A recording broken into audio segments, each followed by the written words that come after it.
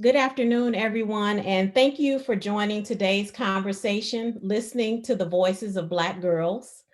My name is Lori Patton Davis, and I am a professor in the Higher Education and Student Affairs program and chair for the Department of Educational Studies in the College of Education and Human Ecology at The Ohio State University. I am excited about our conversation today and to be in conversation and community with these phenomenal Black women. I want to dedicate today's session to Ma'Khia Bryant, whose life was taken from us far too soon and for reasons we will never fully comprehend.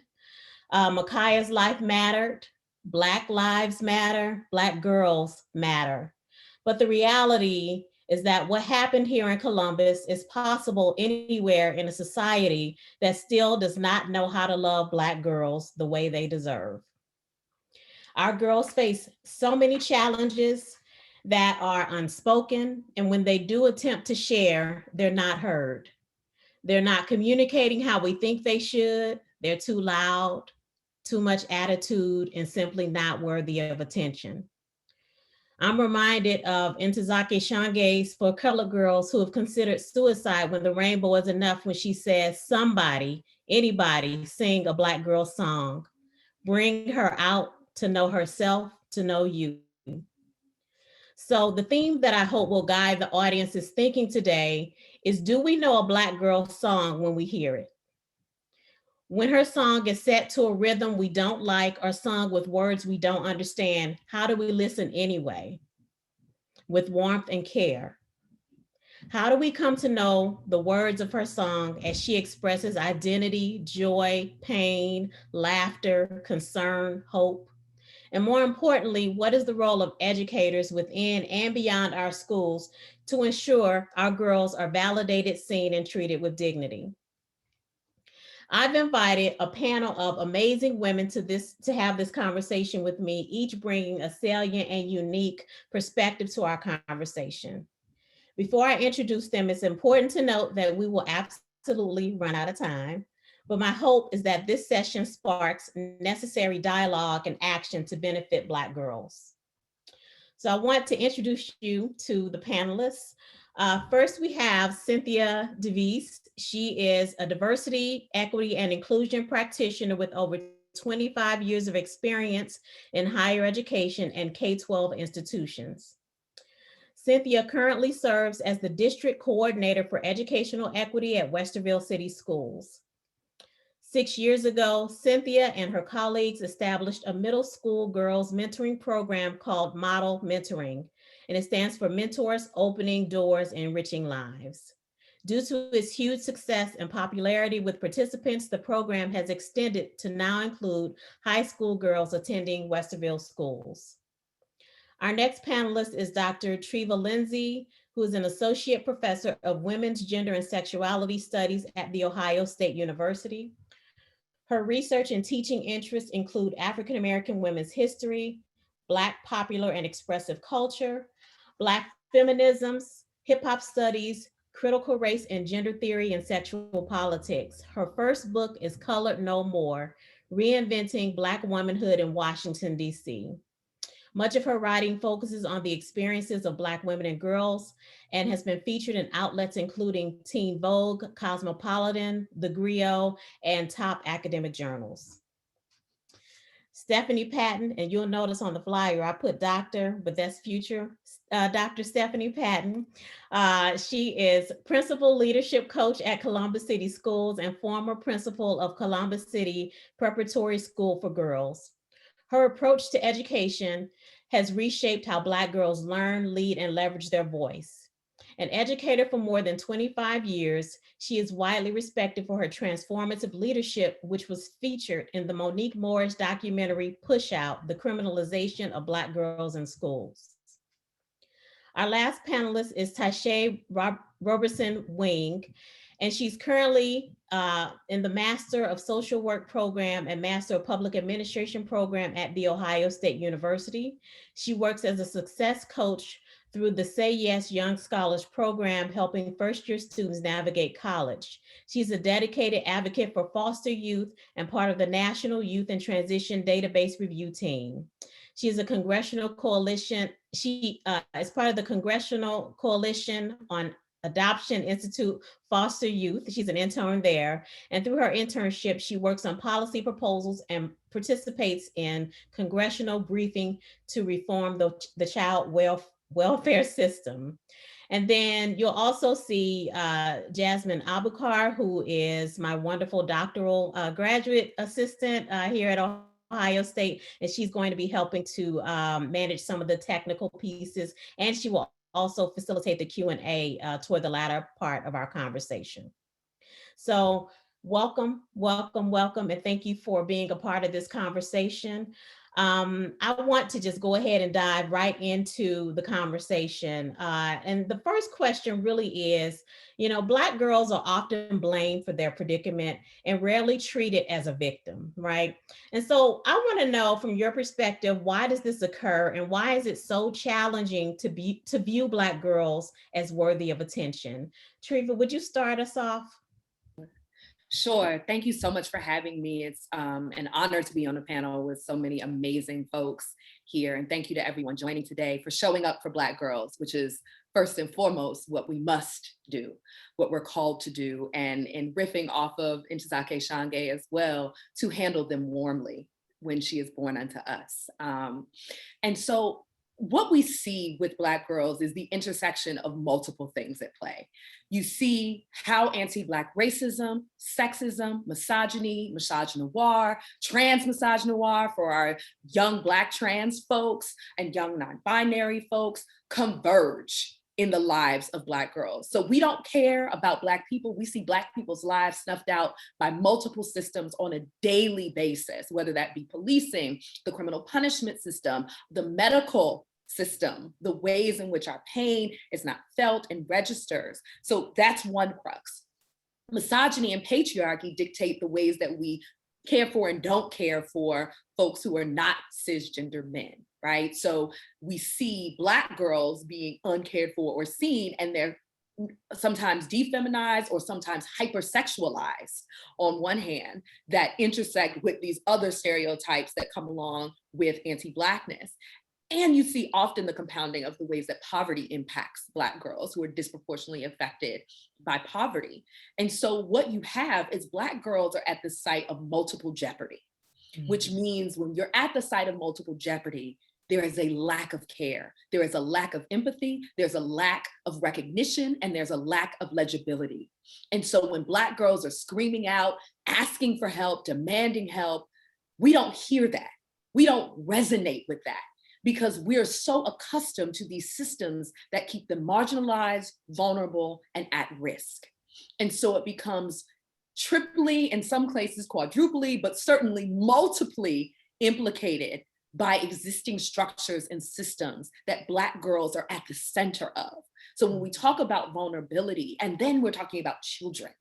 Right. And so we don't even have the kind of autonomy or authorship that we think of when we think of adults.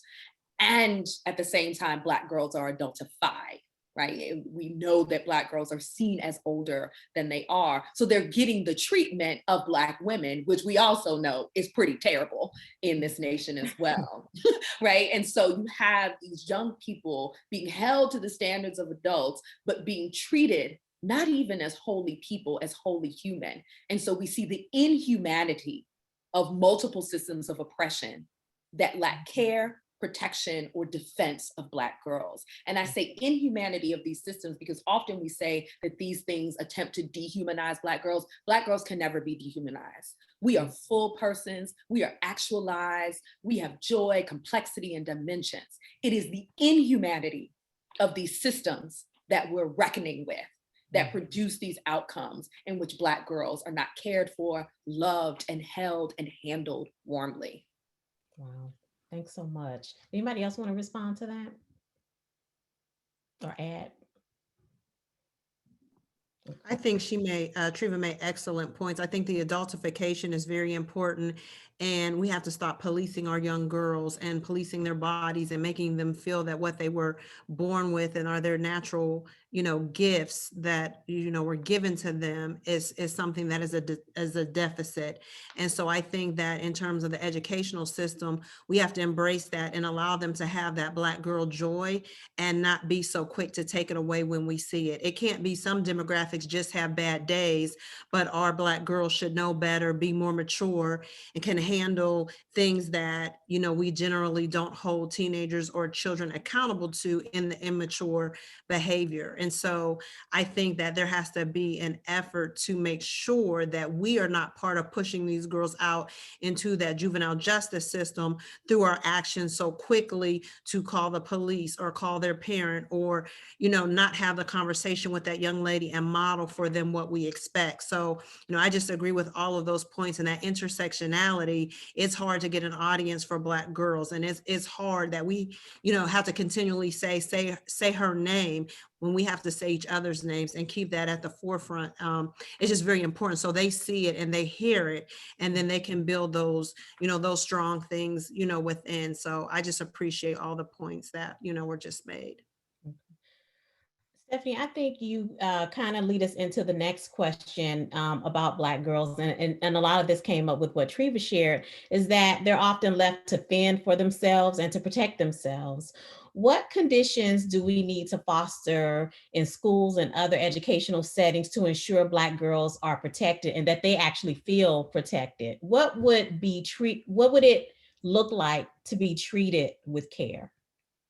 I think you Thanks. have to create safe spaces for those young ladies and have allies, right? So you can be an ally, any ethnicity or race to a Black girl, but you have to garnish a relationship and you have to have that trust. And so for me, creating those safe spaces where young ladies can advocate for themselves and be free to speak their minds, I think plays a large part in it. So they're not walking out the school building with things that may happen at home or in the neighborhood, right? They feel strongly enough that they can go to an adult and say, hey, this is what I'm dealing with at home, or hey, heard something's going to happen in the neighborhood, right? My only request as an administrator was that you tell an adult first. Children can't handle children discourse, right? We're just not there emotionally and mature enough, right, to resolve conflicts all the time when emotion is involved. So my only request was that you tell an adult first. So let's be targeted and establish an adult. So we held minute meetings, and with 1 minute, 3 questions. How are you today? Do you have a person of support in the building? If you do, who is that? And if you don't, I'll make sure you have one, so that every student knows at that time, I can always go to that person and they're going to have my back. And then I'm going to ask them, what do you need from me? Do you need advice? Do you need me to listen, or do you need me just to get you to the best resource that can help you with the situation you're dealing with, right? And so once you establish those things, I think you can create an environment where students are not going to put themselves into spaces that aren't safe, and they believe that you're going to, have their back. And so for me, if we say we want safe and nurturing environments, but do we really provide that for all children in the manner that they need? And some students need more, and some students need specific. So with that intersectionality that we talked about, Black girls need different things, and we have to make sure that we're providing that for them. So that would be my advice, is creating that safe space, but doing it intentionally and making sure that the system that you've created works for Black girls. Awesome. Okay. So we learned of Ma'Khia Bryant's death so quickly following the announcement of the Chauvin verdict. And the tremendous press around the verdict in many ways overshadowed what was going on right here in Columbus. And further, it was a stark reminder of the erasure and invisibility that Black women and girls face in society. So the Say Her Name movement has been really central to uplifting the names of Black women and girls. Aside from this movement, what are some localized ways for schools to validate the humanity of Black girls? Cynthia, can you talk about this? Sure, I can. I think the Say Her Name is so valuable and important, and it's definitely resonating with our girls in our schools. And one of the things that I must say is that when we think about Say Her Name, I would like to emphasize and say it correctly, right? Mm. Because I think a lot of our girls they may have names that may be not the traditional easy names for our educators to pronounce, but let's try to say them correctly, okay? So when we're saying their names, Ma'Khia Bryant, let's say it correctly. When we're saying their names, like Sandra Bland, say it correctly. When we're saying their names, like Breonna Taylor, let's say it correctly, okay? So that I would say is first and foremost. But I also say that we just need to leave space for our students to have their voices heard and to make space for that. So just yesterday in our school district, we had about 4 or 5 Black girls lead a successful, peaceful walk out of the high school, right? With their young boys, young girls, Black, white, Asian, all of our students who wanted to participate in that high school, they were able to do it without being penalized. And I think that is very valuable. And I think that is very meaningful. And those young women or young girls, let's say, went outside, they conducted themselves with, with the knowledge that they had to be able to lead conversations and discussions and allow other students to have the mic.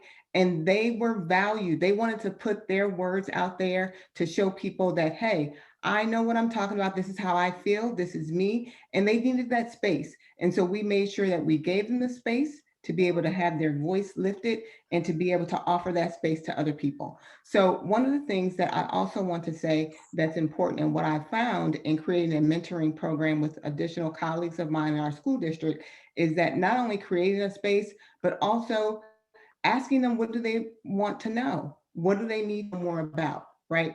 And we can do that by offering focus groups for our girls because they'll let you know what they need, they'll let you know what they want. And if they don't know what they need, then we can also provide the space to be able to help them to get what they need. And so I would say we can do that through focus groups and then also mentoring programs. If you don't have a mentoring program, then what we did was we contacted women in our community who we knew were highly respected, and we invited them into the space because we didn't have a lot of women, Black, Latinx, um, Indigenous women as teachers, but we brought them into our space. They were in our community. They either lived or worked in our community, and we brought them in to provide that comfort so that our girls would be able to build relationships, not only with their teachers, but they had someone who looked like them that they can build a relationship with. And that was very valuable for our students. So I know we're in this COVID space and we're not able to do as much, face-to-face contact, but it works virtually as well. But building those relationships with our girls is very valuable. We really lifted and increased self-esteem. We helped them plan for their future. We provided motivation and encouragement for those girls. And we also had difficult conversations with our girls. Those girls who looked at us as people who they've seen in their families, like they can look at me and think, oh yeah, she looks like my auntie, or she looks like my cousin. I can talk to her about X, Y, and Z. And they did, and they opened up with us. It became so important to them that the other thing that we did was we made sure that we were consistent about being there for those girls. So every other week at the same time, they knew we were coming and they spent an hour with us, and we provided a space for them to tell us what they wanted, and we offered it to them. And so I think there are many things that we can do in our school district that will help support our students, and that we will be able to not only just encourage them, we can validate that they're there and that we know that they need someone to share their experiences with. Because when they see me, they think, wow, she probably has similar experiences that I'm dealing with. And I'm willing to go to her and to share that, to be that trusted adult for her. And so I think that in our schools, if we don't have those type of systems set up for our girls, our Black girls specifically, then we create them for them. And I think you would see that they will continue to come every time that we open the door. Thank you so much. So I want to just back up because you all are giving some really important nuggets that I want people to have. One, in terms of educators who are listening and trying to figure out, what do I need to do? I've just kind of listed them. I need to just come up with like a little handout or something. But anyway, one, saying their names right. Stephanie mentioned the 1-minute meeting. And the questions that occur in that meeting have been shared in the chat box. Educators should not be penalizing protests, but instead supporting it. Identifying a point person, like for these girls, like who's your person, right? Who do you go to?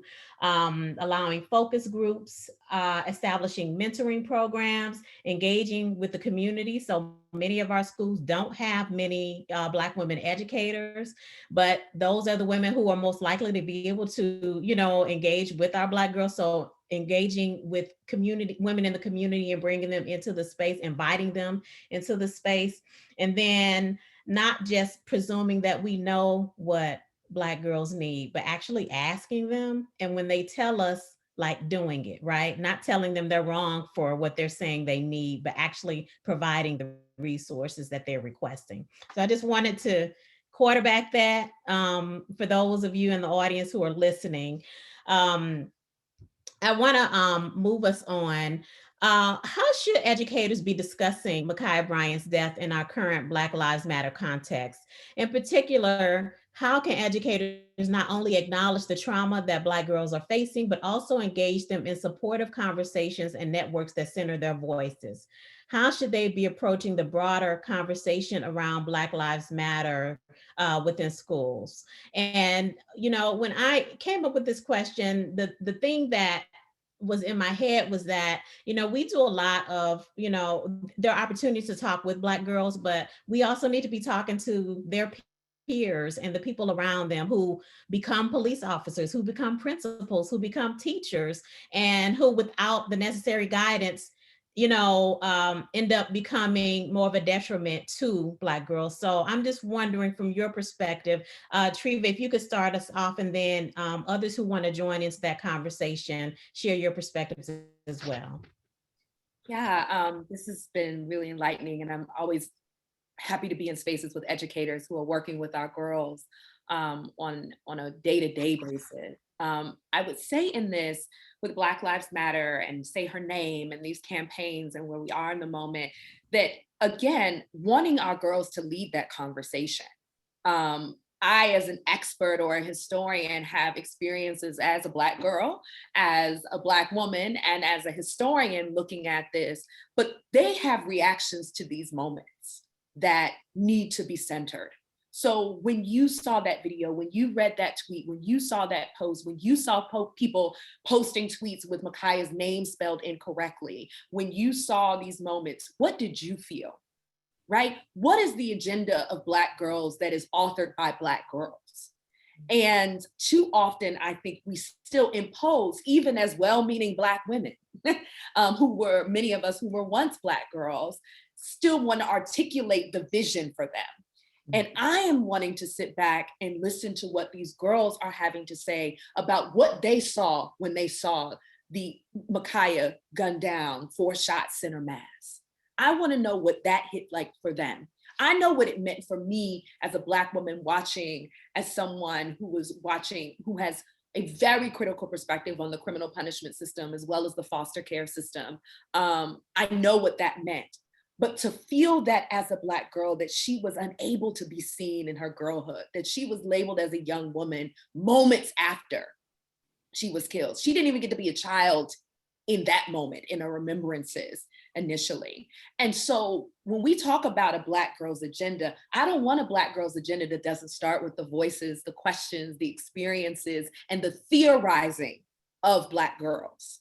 I believe Black girls are some of our best untapped theorists, conceptualizers, policymakers, right? Political campaign structures, designers, imagination stations. These are Black girls who are experiencing the world in so many ways, but they're still at a point where their imaginations can be more unbound than we are as adults. We've been burdened by these systems and structures for decades and study them and teach them and engage them. And so there's a way, even when we're thinking radically and in our imaginative space, we're still limited by what we know the realities are. Black girls come to this world with unbound and unbossed imagination and senses of possibility. And so I'm interested in conversations around Black Lives Matter, Say Her Name, the political climate, etc., that anchor in their stories and their theorizing. Tell me what you saw. Tell me what we need to do. Tell us what you hear when I say criminal legal system or criminal justice system or criminal punishment system. How did you feel when you heard the Chauvin verdict? These are the kinds of things, these are the narratives, these are the things that I think we're still missing in the discourse around how we engage Black girls, because it still has a top-down model as opposed to a shared body of knowledge. And Black feminism teaches me that Black women and girls are knowledge producers. And I don't just get that because I got a PhD.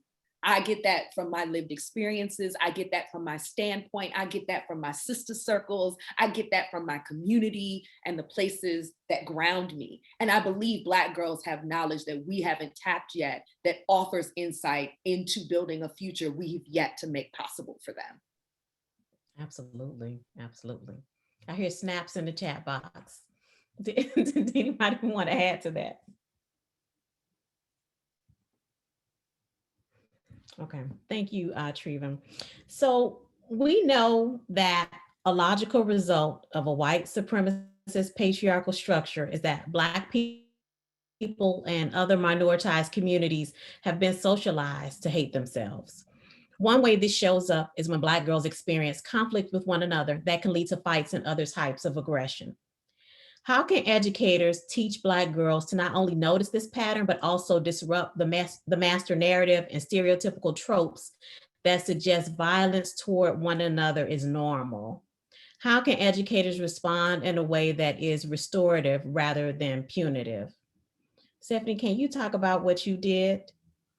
Absolutely. And we did reduce our fights to 0 fights for 2 years. And it was a lot of work through communication. And the first thing is that we have to educate our young Black girls on the history of oppression and how America perceives them, right? It wasn't until I was an adult until I learned the political value of speaking my mind, not what I say, but how I said it, right? And there, people respond in silence and violence, and I didn't recognize there was a silence. So people will smile in your face.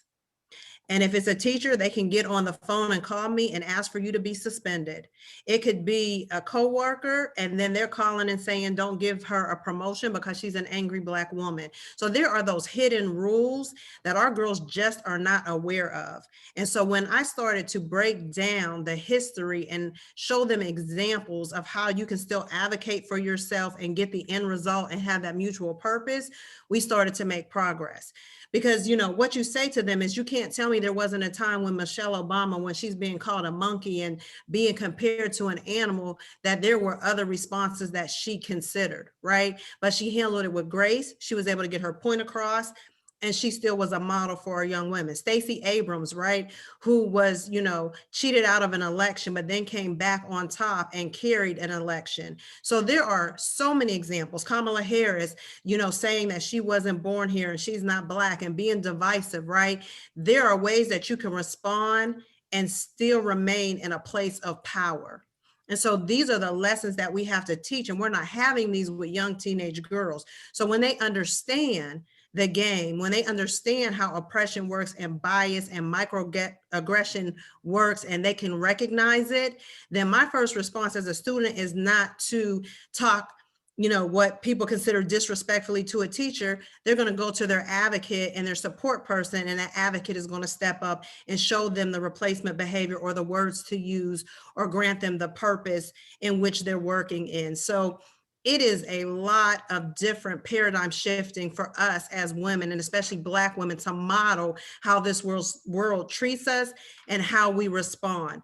And you also have to do it through the curriculum. So when we taught A Raisin in the Sun, we also taught, we're not teaching just what America is defined as and the propaganda it goes with it. America can be what you define it as. And, you know, Langston Hughes has a poem and he says, you know, he talks about the American dream and the differences between our dreams and their dreams. And so you have to do that in the curriculum and in that moment. He says, America was never America to me. So let's talk about it, right? Let's make America great again. What was great?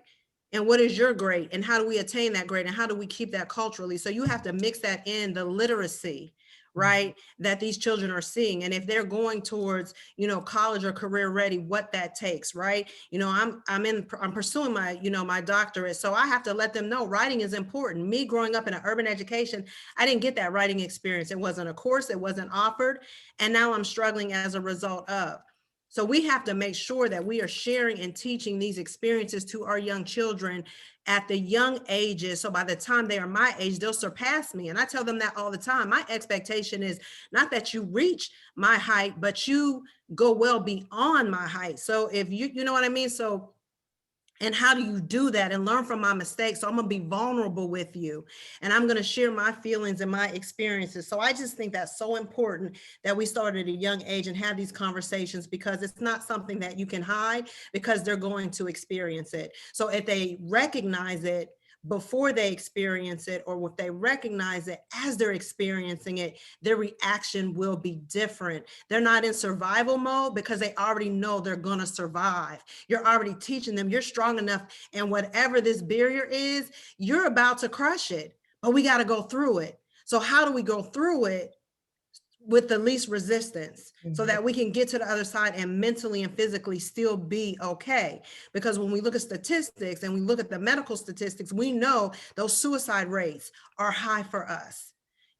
Brown girls missing, when we go missing because we fall into vulnerable traps, and Ohio is one of the human trafficking capitals of the United States. Right? Nobody's coming looking for us. So when you put these things in front of them, but then you show them the support systems and provide that nurturing and education, then they use the other resources and skills and replacement behaviors that you give them. And fighting isn't even an option because they see it as worthless and there's no end to that mean. And so you show them the power of your voice and what you can do with it. It goes a lot further and it gets the results. And then you know who your advocates are. So when you can't carry that burden alone, you call your support and they're walking right beside you. Or sometimes they have to carry you, as we know as Black women, on their backs, right? And so that's what we did, is showing them the difference, but they also understand the history of this nation so that they don't fall into that trap or fall under it. So. Absolutely. Okay. So as with Ma'Khia, many Black girls are involved in the foster care system. What should educators understand about the foster care context to better support Black girls in schools? Tashia, can you respond to that? Yes, from starters, educators should understand what it means when a child enters the foster care system. 9 times out of 10, the caregiver can no longer take care of the child. So here comes the child welfare system intervening. And most time abuse and neglect leads to children leaving the home. And foster care is supposed to be temporary for Black young girls. A lot of times it lasts for a long time, to the point that they're aging out of the foster care system. It is important for educators to understand how traumatic that experience can be, and that these children are really facing adverse childhood experiences. Black girls in the foster care system are more vulnerable and subjected to being moved a lot when it comes to schools and residential placements. I think it was a study that showed that some Black girls were moved 10 times. That's a lot. We need stability. And so along with that, Black girls are subjected to higher levels of discipline, lower achievement rates, lower graduation rates, juvenile and human sex trafficking. And studies even show a little bit further that there are disparities between services that are provided to Black young girls and their white counterparts. So I think it's important for educators to understand, even though that these Black girls are given these adult responsibilities, at the core, they are still children and they should be treated as such. To take it a step further, we need educators to be empathetic and extend grace. A lot of times once school is done, these Black girls are meeting with caseworkers, CASA workers, trying to meet with their parents on the side, and they're still kind of just shuffled in the system, especially if you're an older foster youth. There's not really a clear path to adoption for these type of students, for these young ladies. And so at the core, like I said, just extending grace. and just understanding how the trauma can impact a learning environment. And it is so important to listen and believe these Black girls when they say they don't feel safe. Myself, I aged out of the foster care system, and I literally had to learn how to advocate for myself. If one caseworker said no, I'm calling the supervisor because I did not feel safe. And I think if I don't say anything else, I just hope that you all take this with you. When it comes to these young Black girls, we have to speak life into them. We have to give them daily affirmations. Like right now, I'm on this call as a grad student, as someone who has advocated in front of Congress, but I also was always in trouble in school. But because my 5th grade teacher told me that I had potential, it was something that carried so much weight. I can share the same story with other peers that ended up in the foster care system. It was the educators who told them like, hey, you have potential. I can see you doing this, that really carried the weight throughout the years. So at the core, if educators are speaking life and affirmations into these children, it can make a difference. That's awesome. Thank you so much for sharing your story and for just casting a light on what the foster care system looks like and what Black girls endure in the system. So how should schools be connecting with parents to build bridges? Cynthia, you kind of touched on this with the mentoring program and bringing people in, but what does it look like to connect with parents to build bridges and partnerships that allow Black girls to thrive? Yeah, so I always think about, when I think about partnerships and families, parents, guardians, I think about the 3 R's, right? I think about respect, relationships, and responsibility. And when I think about respect, what does that look like when we're trying to build and create that partnership? And it really is about educators respecting the cultural knowledge of the families and realizing that those parents are the very first teachers of those children, right? They're the first teachers. And so when I think about giving them the respect and asking them, hey, tell me a little bit about your son. Tell me a little bit about your student. You know, what is it about his community? What does he love? What does he like to do? What are things that are important to them? And then matching that cultural knowledge with that academic knowledge. And that's the beginning of the respect and creating a partnership, right? So we're talking about having respect for that family unit and bringing that cultural knowledge to school and being able to share that in the school setting. Very important. And then when I think about relationships, it's really about building a relationship. And one thing I believe that COVID has taught us is that everyone's not going to come into the space, but what are some other ways to bring people into the space? Because when we think about building a relationship, we think about you need to participate in a PTO, or a PTA. And now when we have, this virtual space and everyone's using Zoom or what have you, then we can begin to build relationships in a different way. So as our educators begin to engage our parents, ask them, what way would you like for me to communicate with you? Are you going to come to parent teacher conference? No, I'm not coming, but I can do a virtual meeting, right? So let's think differently about how we develop those relationships. And no, I'm a parent who works all day, so I'm not coming to PTA at 11 o'clock on a Tuesday. I'm just not doing that. I work a job, but I may be more willing to come in the evening at 7 o'clock, and I may be more interested in coming to the Black PTA, right? Because I want to be in communion with people who look like me and fellowship with them because it goes a long way, right? So have a variety of different avenues for me to engage and be involved in my child's education. So as a Black parent, then I need a variety of ways. It doesn't mean that I don't want to be engaged, right? Or be involved as a parent, but I think we have to think of different ways to engage our parents. And also when I think about building that relationship, and we're not always asking the parents, because I'm in Westerville City Schools, which is a suburb of Columbus, but I still have students and families from Columbus, right?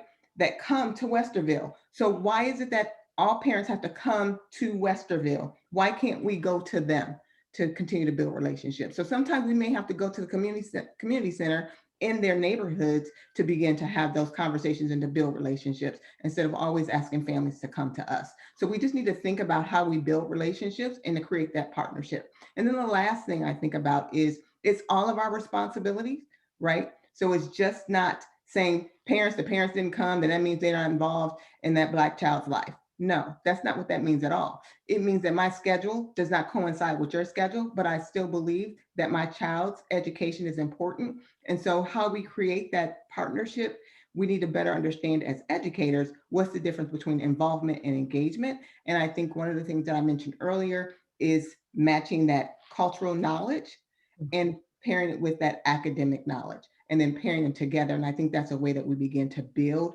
great, strong partnerships with schools and with families. And just think about our school as a unit. There's administrators, teachers, school counselors. There's a lot of us that are there to support our Black students and our Black girls, but we just need to think about better ways that will get more engagement into being supportive for our Black girls. Right. Awesome. Okay. Thank you. You all are just, this is what we needed. Okay. So I want to move us into the final question before we open it up for audience Q&A. So the title of this conversation is Listening to the Voices of Black Girls, and each of you have been engaged in work with Black girls, and there's so much to be learned from them when we simply listen. So based upon your work and your communication with them, respond to the following prompt, and we'll go around, and I'll start with Tashia, but the prompt is, if we really stop and listen, Black girls would tell us, ... All right. Tashia, would you start us I off? think if we really stopped and listened, especially regarding Black girls in foster care, they will definitely tell us that they long for safety, stability, and love in a world that is so chaotic for them at the moment. Thank you. Treva? Oh, I love that, Tashia. Thank you for saying that. I think Black girls would say, see me and love me. See all of me and love me and fight for me.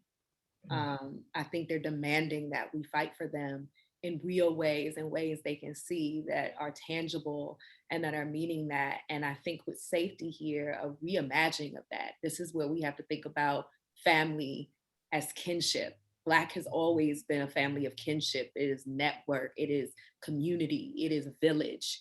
And so these Black girls need to know, like, we got their back for real, that I see you, little sis, and I will burn down cities for you. I think they need to feel that kind of love and rage for what they've experienced, but the abundance of love that surrounds them. Amen. Cynthia? I think Black girls, if you listen to them, they would say, help me find my sense of belonging, right? I belong here, but help me figure it out. I want to be here. I'm creative. I'm just a ball of fire and energy, and I just need to find my place in this whole space. So give me space and help me find my place. I think that's what girls will let you know, and they'll let you know what they need in order to get it done. Yeah. All right. Thank you. Stephanie? I think they would say, help me protect my joy. We cannot forget about Black girl joy. And it is Black girl magic, not Black girl attitude. And so when we help them celebrate themselves and greet them, hey, beautiful, hey, I love your hair, we have to continue to affirm them.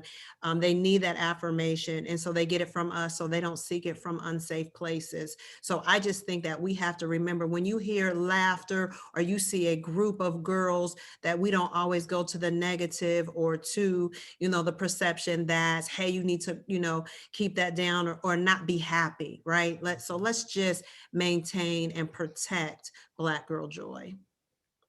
All right. That's wonderful, wonderful. So I know that there are some questions in the Q&A. Jasmine, would you share some of those questions? Absolutely. Thank you to the panelists for your thoughts thus far, and we appreciate the questions that are coming through. We'll try to get to as many as we can in the time that's allotted. So the first question, and whomever has thoughts on this can take it, what are some ways that we can amplify Black girl voices in education without ourselves being seen as villains and tyrants?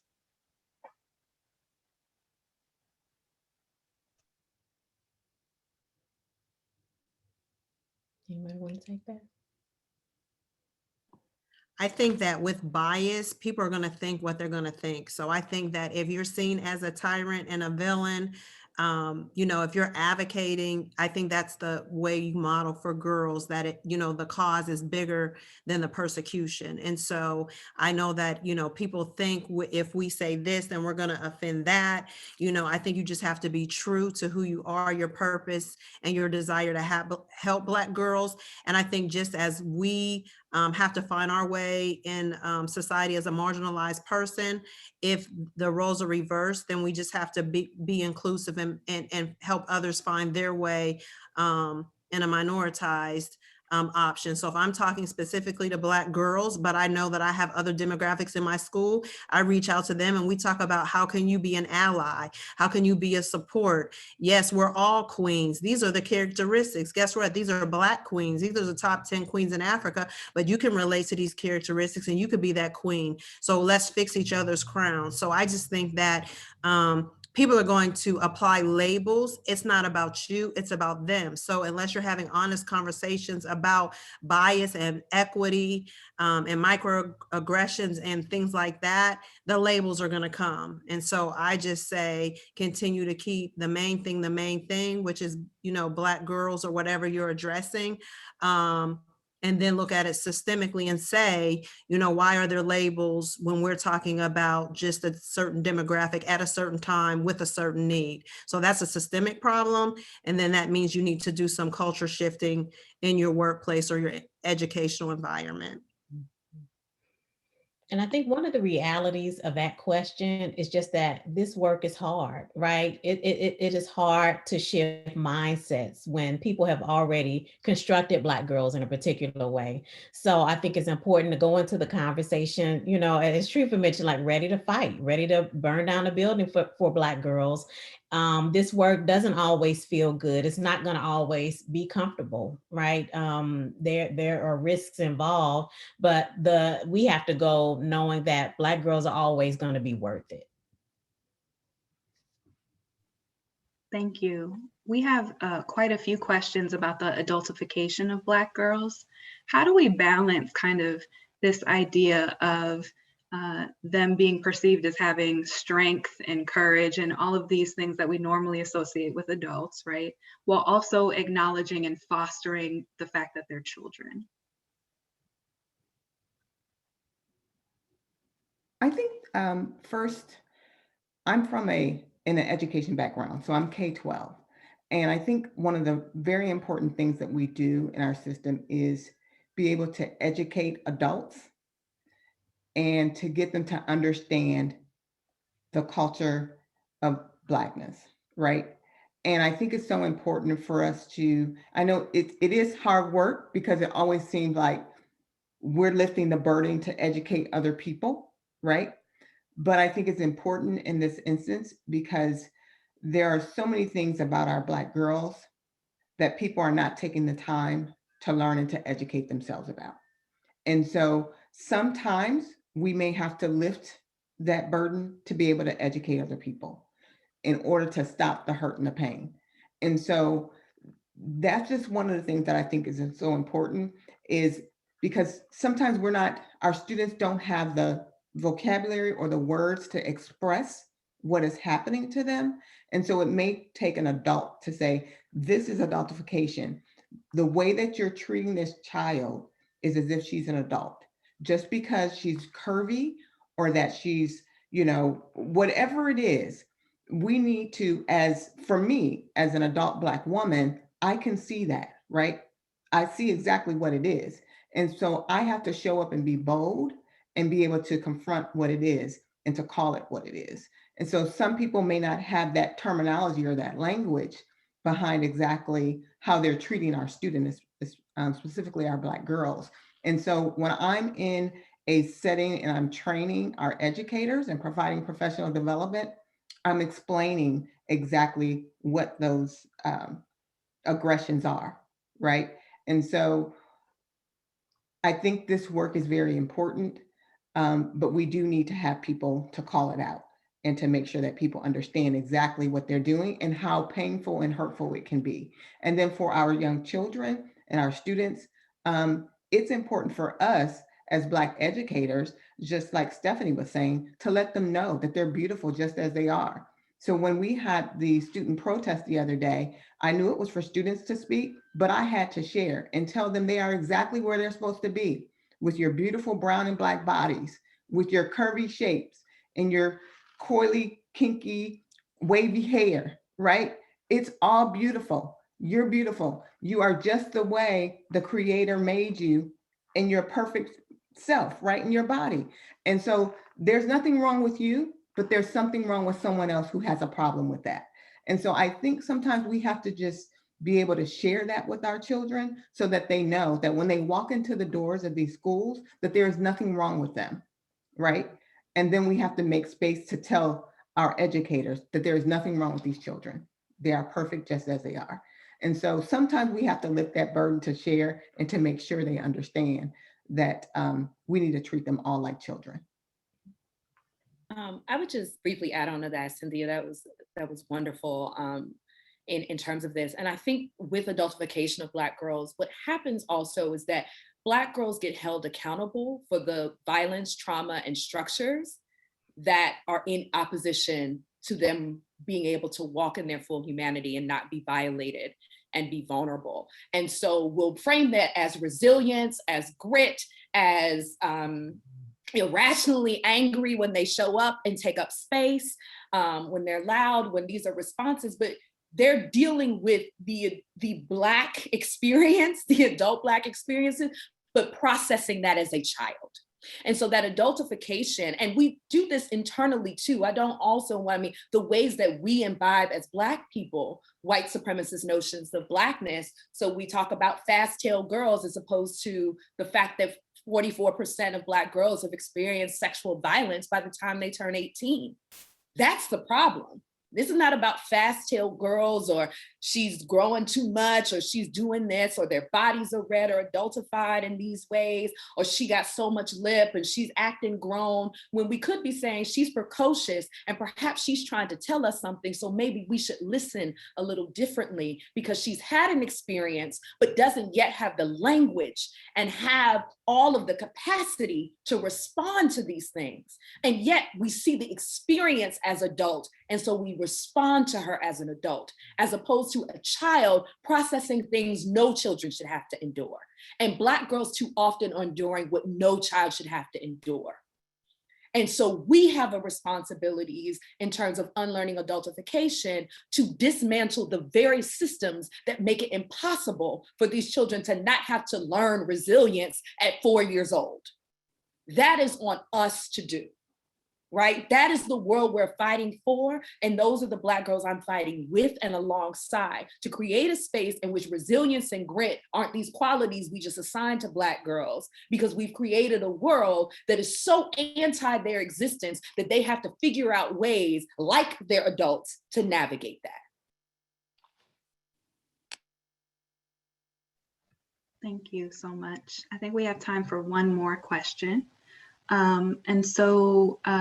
This question is from Heather, who is a licensed foster parent and has seen firsthand how little training there is in respect to cultural experiences. How do we get those outside of foster care to understand the unique needs of those within the system when their foster families themselves often do not understand the complexity of the children's experiences?